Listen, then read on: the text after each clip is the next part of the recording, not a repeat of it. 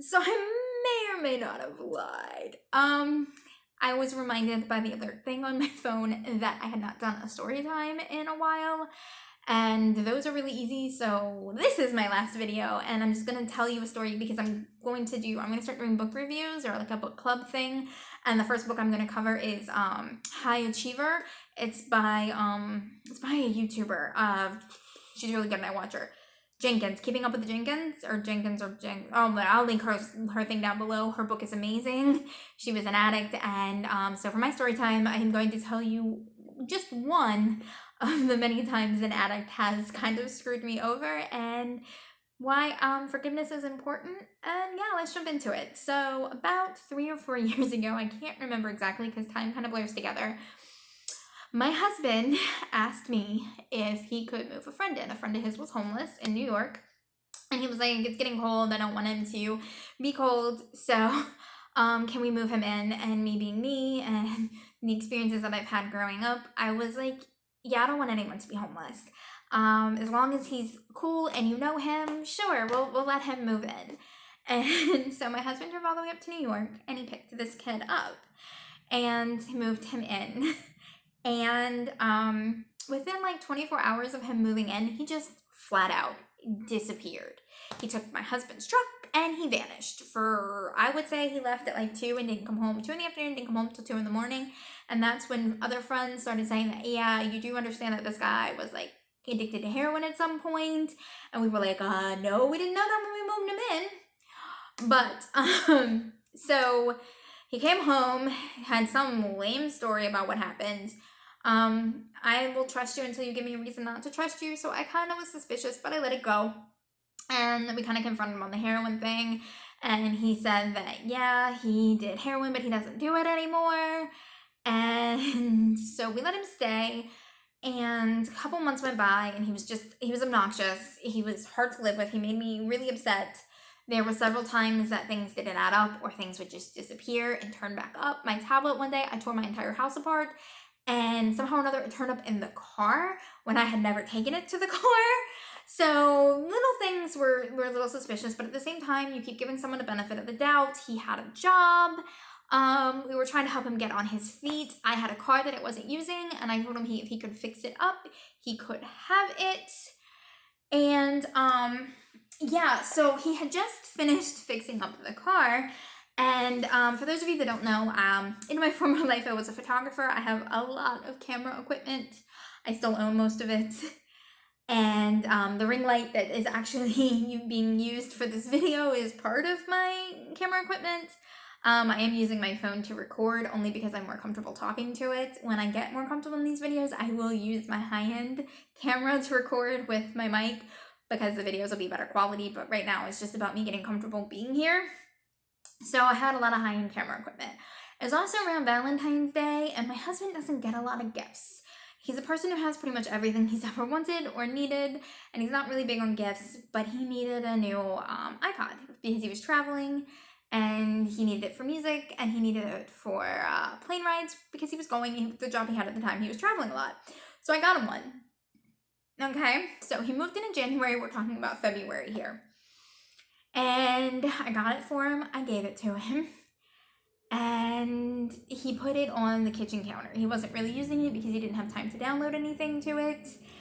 And so it just sat there for a couple of weeks. My camera equipment always sat in the dining room on a table.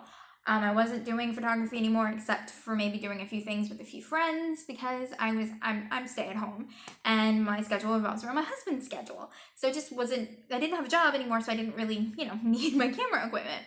So it just sat there, especially this particular camera because it was my first camera ever and I spent all summer working up for it. It was my first major expense and I'm extremely proud of it. And it just sat there.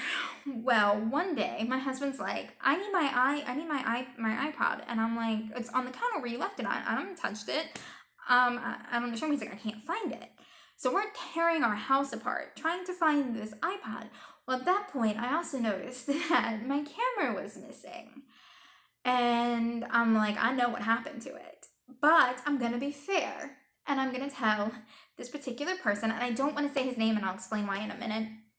I told this particular person that I was gonna give him a week and everything that was missing better turn up. Little did we know how much he actually took. And so he swears up and down he doesn't take it. I'm getting madder and madder. And I'm like, if it doesn't turn up, I'm filing a police report and I'm finding my crap. So one day we have to go into the garage for something. I don't know what for. We rarely go into our garage unless we're trying to pull out a piece of equipment that we need to use. And we have a lot of stuff. We have tillers and things like that because our yard is huge. And we went in there and we noticed things were missing. And when I mean things were missing, our garage had been pretty much cleaned out of all of its. If you could walk off with it and drive off with it, it was gone. And at that point, my husband had had enough. He knew that no one goes in our garage. He knew that the stuff had been stolen. We had given him, his week was almost up, and we had given him plenty of chances. We were trying to help this kid out. So he kicked him out, and the next day, we went to the police and we filed a police report. And there's nothing more humiliating than having to tell someone at the police department, as the daughter of a cop, that you allowed someone into your house that stole $3,000 worth of your stuff.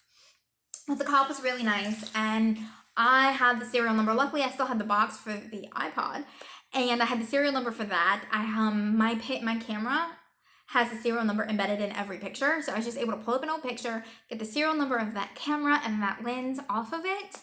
And so I was able to get him on that. And then because he used his ID in Virginia where I live, when you pawn something, you have to use your driver's license. So we were just able to track everything of ours that was stolen through his driver's license. Oh, and let me tell you, another fun thing is when you have to go to a pawn shop and identify your stuff.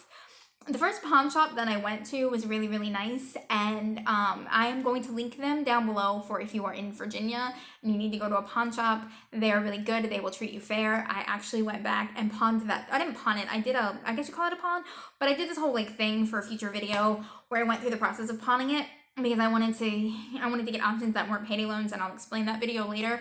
But they treated me really fair. I was able to take notes, and a video will come from that, so I will link them down below. They are very reasonable. And they were very kind to us. And I always remember that, which is why I used them when I went to do my whole research thing. And then we went to another pawn shop where my camera was on hold. Someone had put money down on it. And then my husband's iPod, someone had put down money on it. And my husband's knife from his dad was at this pawn shop. And that is something he'll never be able to get back. They sold it. That was an heirloom from his dad, and it is forever gone. And it's one of the things I struggle with forgiveness on, because I can forgive you for just about anything you do to me, but if you hurt my husband, it's a whole new level of I'm coming at you. And so I do struggle with forgiveness on that one. I'm not proud of it, but we went and we got my camera back. This stupid pawn shop had his iPod the day before when they called, knew that it was stolen, and still sold it. So that pawn shop is on my crap list forever. I tell anyone that's around here not to go there, what they did to us. And then to add insult to injury, this guy had the nerve to be like, you let the guy live in your house and he stole from you, it's your own fault. And now we have to, cover that cost. We were trying to help out an old-time friend of my husband's. I'm sorry that we're trying to be good people, but yes, you sold something you knew was stolen, so get out of my face.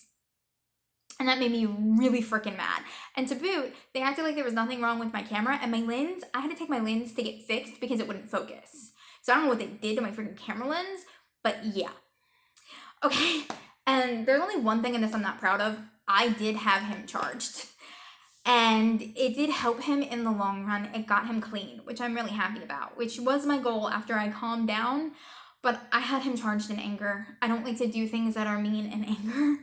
And that was something that I did in anger, and I'm not proud of it. And to the person that did this, I do apologize for doing it out of a vindictive nature. I promise when we went to make the deal, by the time you were sentenced and everything was done, we asked all that comes out of it is we don't care about jail time, just that you remained clean when we had calmed down, and that is all we wanted for you. And I apologize for doing it out of anger. I do hope that it helped you. The reason you should forgive, I don't want this particular person back in my life because I have a really hard time with addicts, and that is a story for a different day. But I have a really hard time with addicts, and I don't want a former addict. It's hard for me to trust addicts, But my husband, much to my chagrin, a couple of weeks ago or a month ago, actually got back into contact with this person just to see how he was doing.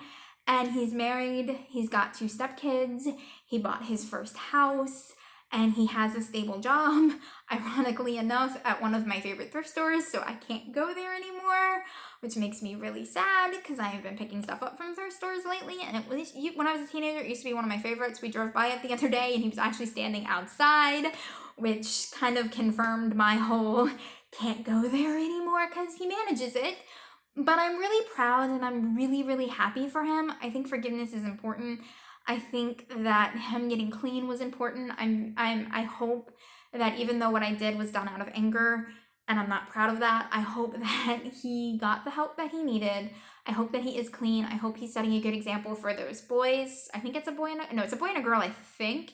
I was creeping on his page before I blocked him. I think it's a boy and a girl, and I hope that he's good to his wife, and I hope that they live a happy and wonderful life together, and I hope that he's okay. And I've forgiven him, and I'm glad to see him doing well.